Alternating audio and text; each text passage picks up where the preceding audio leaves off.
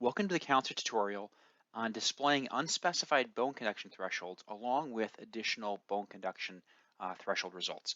So we're going to start here in the audiogram screen. And as you can see here, we have one frequency, 1000 hertz, where there's a significant asymmetry in the air conduction scores.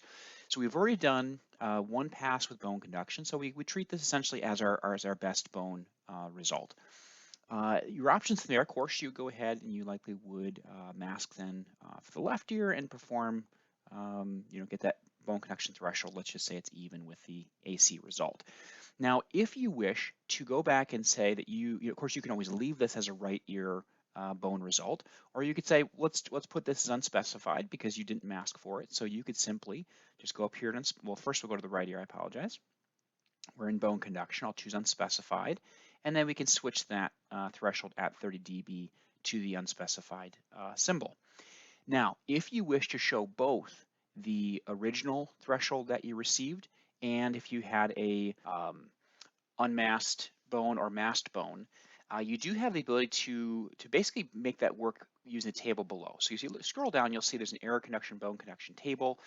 You can utilize additional fields here. So if we said, okay, our unspecified is at 30, maybe our first, maybe let's change this to 25, just to add a little space there. And let's say we had another run, and we got 30, this time it was masked in that right ear. What'll happen is you can add those thresholds in, and it will then show the masked right ear, the best bone, as well as, of course, the masked left ear. So the common question comes up is, well, why can't I just click on this up here and make all these symbols appear? The long and short of it is that Counselor has to have some logic in to replace certain symbols if other relevant symbols come into play.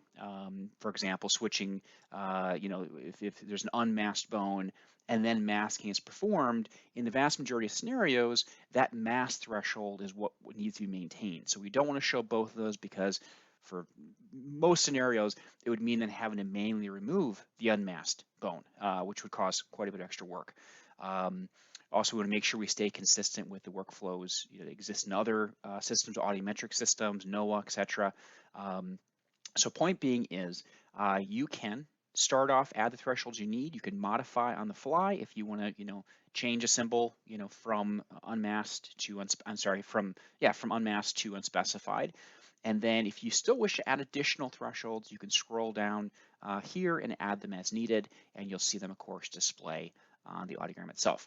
So, of course, if you have any questions about this, please give us a call, email us, live chat with us. We are always happy to help.